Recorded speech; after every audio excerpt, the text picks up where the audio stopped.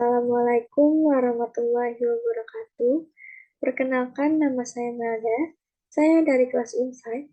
Di sini saya akan mempresentasikan hasil praktek pada mata kuliah NLP dengan judul klasifikasi teks dengan studi kasus analisis sentimen Pilkada DKI 2017 menggunakan algoritma naive Bayes.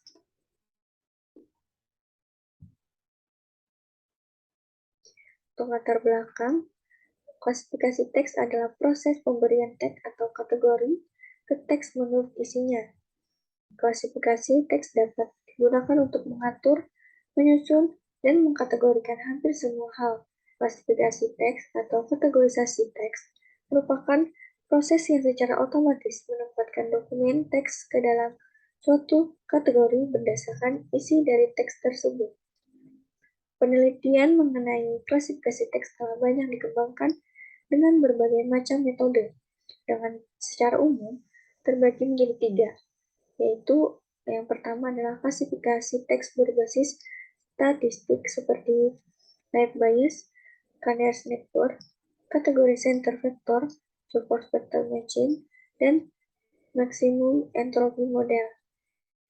Kelompok yang kedua adalah klasifikasi teks berbasis koneksi, misalnya menggunakan artificial neural network. Dan kelompok yang terakhir adalah klasifikasi teks berbasis aturan atau rule-based, seperti decision tree. Dan pada kasus dengan judul yang saya ambil, itu saya menggunakan algoritma naive Bayes. Karena algoritma yang mempelajari probabilitas suatu objek dengan ciri-ciri tertentu termasuk dalam kelompok kelas tertentu. Naive Bayes adalah algoritma machine learning untuk masalah klasifikasi didasarkan pada teorema probabilitas Bayes. Hal ini digunakan untuk klasifikasi teks yang melibatkan set data pelatihan dimensi tinggi. Beberapa contohnya adalah penyaringan spam, analisis sentimental, dan klasifikasi artikel berita. Untuk rumusan masalahnya sendiri yaitu bagaimana hasil dari klasifikasi teks dalam studi kasus sentimen Pilkada 2017 dengan menggunakan algoritma naive Bayes.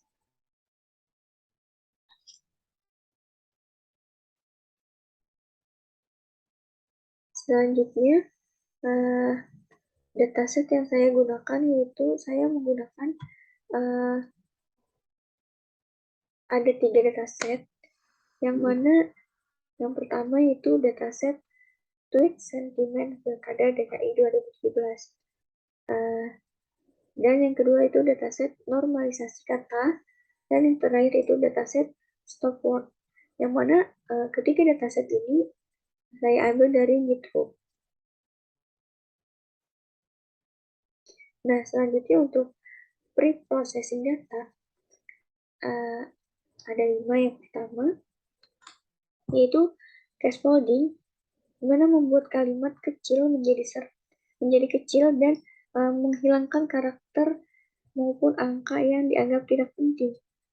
Dan yang kedua yaitu remove sentence atau menghilangkan kata-kata yang memiliki satu huruf dan 2 huruf yang sama, berbeda di awal dan di akhir kata. Dan yang ketiga itu teks normalisasi, menormalisasikan kata yang typo. Dan yang keempat itu remove stop word, itu yaitu untuk menghilangkan kata-kata yang dianggap tidak penting, seperti kata penghubung. Dan yang terakhir yaitu taming atau membuat kata-kata menjadi kata-kata dasar. Nah, ini adalah kode dari pre-processing data yang saya lakukan, yang mana seperti yang saya sebutkan sebelumnya, ada 5. Yang pertama itu pada remove sentence, dan kedua yaitu text normalis, dan remove stop word, stemming. Nah, di sini dapat kita lihat pada remove sentence, yaitu jika kata-kata yang berulang antara satu atau dua sama, maka tidak dikeluarkan. Dan pada teks normalis di sini, jika ada kata-kata yang disingkat, maka juga akan mengeluarkan hasil yang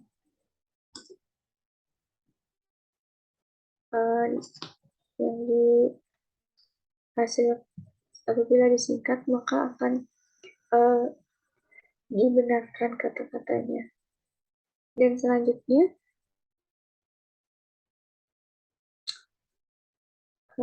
di sini saya ada teks preprocess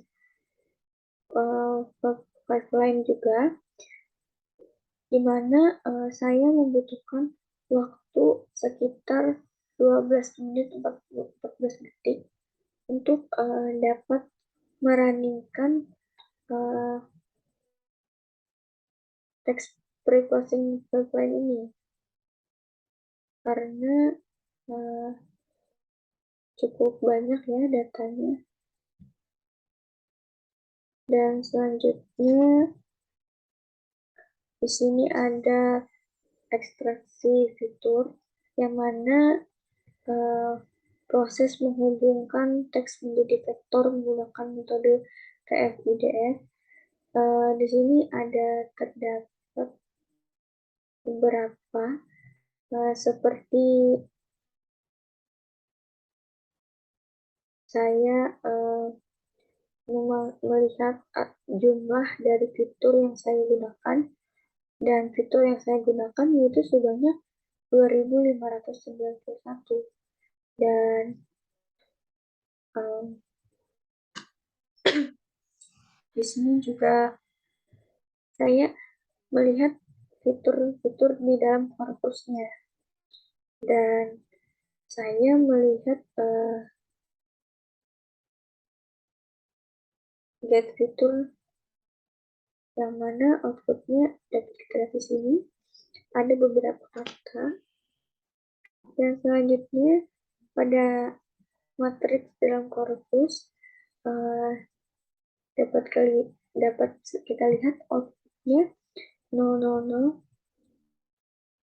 Dan selanjutnya saya melihat data frame, yaitu kolomnya, di mana di sini terdapat 900 rows dan 2591 kolom. Nah, untuk pada bagian modelingnya, di sini karena modelnya masuk dalam machine learning, di sini saya menggunakan net bias, yang mana dapat kita lihat beberapa kode yang saya gunakan. Di sini saya membuat data trainnya sebanyak 80% dan data setnya 20%. Di sini saya menginisialisasi dan fit model dengan data train, yaitu memanggil algoritma dan multinominalnya serta model algoritmanya, dan memperbaiki model dengan data train serta hasil prediksinya, begitu juga dengan datasetnya. Dan saya melihat perbandingan hasil dari prediksi antara dataset dan data train. Nah, untuk performa atau evaluasi model yang dihasilkan sebelumnya tadi, nah, pada prediksi benar atau salah,